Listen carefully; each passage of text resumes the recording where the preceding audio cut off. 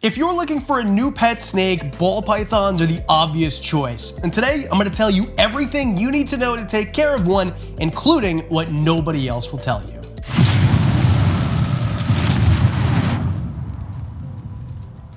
Ball pythons are a medium-sized python from West Africa. Ball pythons are the most popular pet snake out there for good reason, but there's so many things that people think about ball pythons that aren't true, and most people aren't giving them the proper care. That's what I'm here for. The first thing about any snake or any pet that you want to keep is how big does it get? This is going to dictate so many other things, and ball pythons don't get very big. This is a full-size male, or pretty close to full-size male, whereas Pikachu is another full-size male, and then we've got full-size females that get pretty big too. Males are going to stay closer to 3 to 4 feet, where females are going to get 4 to 5 feet around that area. And just like humans or dogs or anything else, there are outliers. The average American man is 5'11", but Shaq exists, and there are Shaqs of these ball pythons, just like there are me's of ball pythons, ones that are much smaller than average. And they stay small in terms of weight too, 2 to 4 pounds on average. Males sometimes won't even get to the 2-pound mark or 1,000-gram mark, and females can get really big. I mean, there are females out there that have been 6 or 7 pounds, but again, those are outliers. So if you're looking for a male, this is kind of what you're gonna get right here. And of course, most ball pythons don't look like this. Most of them look like this, but we'll get into morphs at the end of the video. Next, let's talk about enclosures. You're going to have these animals not sleeping in your bed and roaming around your house like a dog might. These animals are gonna be at home in an enclosure until you take them out once a day or once a week or once a month or whenever you want, really. They're not demanding at all. I recommend a PVC enclosure that measures 4 feet long by 2 feet wide by 2 feet tall. You can choose other variations. You can choose a metal or glass or wood enclosure instead. PVC is just lighter and really easy to find. And you can go bigger too. You can get a 5-foot enclosure or a 6-foot enclosure to give them more room, because contrary to popular belief, they're not just couch potatoes that never move. In fact, Luca here, my ball python, just continues to move throughout. And I've actually had to make quite the effort to keep him around my neck here and not on the floor behind me. So give them 120 gallons of space, and in that enclosure, you're gonna want something like a coconut core or chip, something that is going to retain humidity really well, but isn't gonna be so dusty, it's gonna clog up the nasal passages and the heat pits of your animal. Most importantly, inside the cage is water. You want a water bowl. I use ceramic water bowls, something that's heavy enough that the snake isn't going to knock it over and then create a big sloppy mess inside your enclosure. Although, if you're using a coconut chip product, chances are you want a little bit of water in there anyway, because it keeps it nice and humid. Something I forgot to mention, you want to mist your enclosure once to twice a day to keep the humidity where it's supposed to be, but we'll get to that in a sec. However, if you're using paper towel or something like that, definitely use a really heavy bowl, because otherwise, and don't let your snake do this, because otherwise the bowl is just gonna knock over and it's gonna create a huge mess, and you're gonna have to clean it up basically every day. The good thing about ball pythons is you don't have to do anything with them every day. They're really, really easy to take care of. Next, give them 2 hides, at least. 1 on the warm side and then 1 on the cool side. We'll talk about those temperatures in the next category. And I always keep a little bit of sphagnum moss inside of those enclosures so that they remain a little bit more humid. Give them some clutter in between, some foliage or whatever you want, so that they feel secure going from one hide to the other hide. Ball pythons oftentimes like to be hidden, so if yours isn't moving around the enclosure, it's probably because you're not giving them enough cover when they move around that enclosure. And lastly, what no one tells you about climbing opportunities. I've had so many opportunities to show these ball pythons climbing on things willingly. Pikachu here looks like a tree boa or something, okay? They definitely use climbing opportunities, not just the males like some people will tell you, the females too, so give them a little bit of space to climb above the ground. It doesn't have to be way up there. You don't have to give them a 4-foot enclosure, but just something that's, 6 inches or a foot off the ground, just to give them that opportunity and help them exercise too. Plus, it's fun for you to watch. And if you're looking for all this stuff, I recommend going to chewy.com. There's a link in the description where I get all my stuff. In fact, it's labeled Wiccan's Wicked Habitats, Adam's Picks. I put them together for chewy.com. And if you buy one of these new age enclosures, 4x2x2, which are the most insane price of, there's nothing that's gonna beat this price, brand new. We'll also send you a breeder block of the coconut chip so that you can put that in the enclosure too. 1 block is good for about 2 substrate changes, which you're gonna wanna do about every 3 months. Hides, water bowls, everything that you need, all in one spot, so you don't have to search around. And if you sign up for Chewy Plus, your shipping is free, so all your ball python stuff comes to your door, and you don't have to pay for shipping. Thanks, Chewy, for sponsoring today's video. Now let's get on to heat, humidity, and lighting. It couldn't be much more simple for heat, humidity, and lighting with ball pythons. There are temperatures here, and keep in mind, when I tell you cool side, warm side, and give you a temperature, it is 100% a guideline. So if you're not hitting exactly 75 degrees, your snake won't spontaneously combust, I promise. Oh no. Do not poop on me. That's called foreshadowing. The important thing is giving them a gradient. So from left to right or right to left in your 4-foot enclosure, give them a cooler side and a warmer side. So if you have a regular thermometer you'd use to, say, take the temperature of the inside of your home inside that enclosure, you want it to read 75 to 80 degrees Fahrenheit. Somewhere around there. Makes it really easy, and it will fluctuate during the day. So just like in the wild, at night it's going to be a little bit cooler than it is in the day. So if it spikes at 80 and it falls to 75, or even if it spikes at 82 and it falls to, say, 70, you're totally okay. The warm end you want between 87 degrees Fahrenheit and 93 degrees Fahrenheit. This is a big gap here, so really easy to accomplish. And you want to make sure these temperatures are also inside of those hides. The hides might be a little bit warmer because it's confined space. So say if it's, 87 degrees air temperature on the warm side, and then in the hide it's 95, you're fine. It's totally okay. Now these are air temperature. Your basking spot is the temperature of the surface on the warm side. So give them a piece of slate or a brick or something like that that's gonna catch the heat from your heat source, which we'll talk about in a second.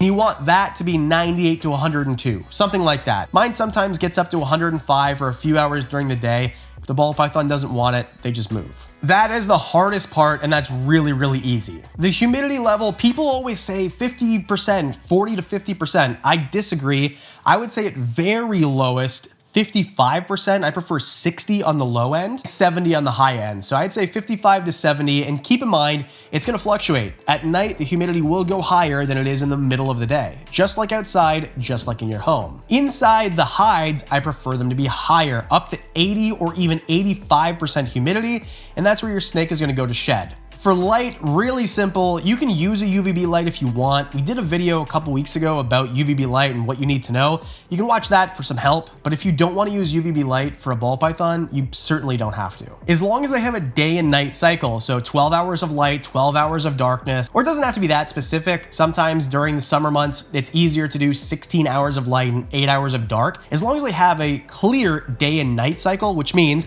you turn off any heat lamp that you might use, any light in the room that you might be using, and make it dark in their enclosure for at least 8 hours a day. And for the heat source, you can use a heat bulb, so a basking bulb. You can use a radiant heat emitter, which is a basking bulb essentially without any light. You can use a radiant heat panel. You can use heat from the bottom with a heat pad. There's so many different options. I prefer to use one of each, so a heat pad on the bottom or heat tape, and a basking bulb on the top. What I use for light is a basking bulb on the one end, and then a linear UVB light along the rest of the enclosure, and that way they have lots and lots of light. Keep in mind, it's a ball python. They are crepuscular or nocturnal, depending. It's still up for debate. So they're not going to spend much time out when it's light anyway. Lighting is much less important for a ball python than it is for something like a bearded dragon. Diet. This is so simple. There's no varied diet. If you want to, you can, but rats, that's basically it. Frozen thawed rats, which means a rat that has already been dispatched, put in the freezer so it lasts for basically ever. You thaw that rat. I use water, so I use lukewarm water. I put the rat inside there for a couple of hours, and that's kind of it. I then warm the rat up because snakes have heat pits on their face. That's what those little cute little dots are on the front of their face. So they can see a heat signature and they're looking for live prey. So we're tricking them to think that the dead rat is a live rat. Warm the rat up with warm water or hot water so it's about the same temperature as you or a rat. Pat it dry, use tongs to feed it, and that's kind of it. Or most of my ball pythons are such good eaters now,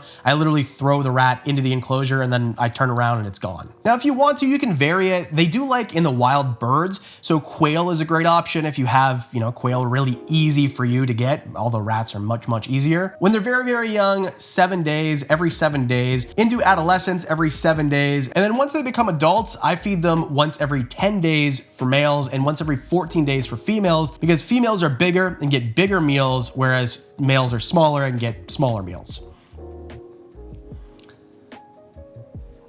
No! This never happens, by the way. Oh, bro. I'll be right back. Ugh. So either way, whether you feed them rats or quail, it eventually comes out of them, usually not on you. That's only happened to me like 4 or 5 times in the 10 years I've kept ball pythons. Introducing next, this is Pikachu. This is my biggest male, so this is a male, but usually only females get this size. Anyway, behavior usually doesn't include pooping on you. What it usually includes is this. I mean, he is the most chill of all the ball pythons. He just kind of chills there and sits and doesn't really move that much, and that's normally what you get out of a ball python. Some of them are going to have different personalities than others, just like humans. So some of them are going to move around a lot more than others. Wow, you actually moved. Usually he's a rock. Some will climb up more than others. Some will eat certain ways compared to others. Some animals, like I have here with Pikachu, he goes off food for 5 months a year. It's called a feeding strike, and a lot of ball pythons, especially males going into the breeding season, exhibit this. It's not a big deal. I mean, keep an eye on their weight, just like you would with you. If you see that you are gaining too much weight, you eat less food. If you are losing weight, you eat more food. It's the same thing with your dog or your snake. It's the exact same thing.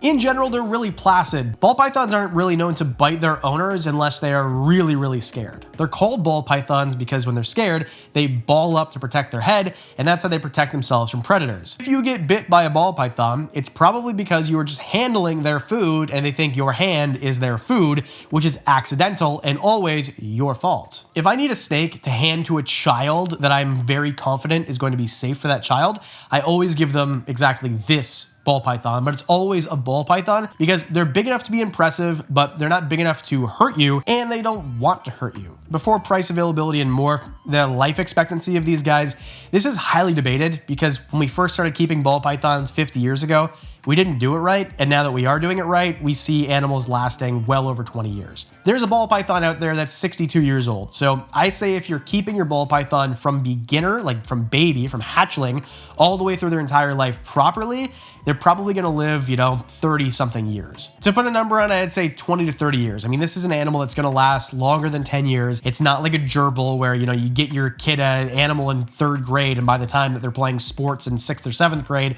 it's done.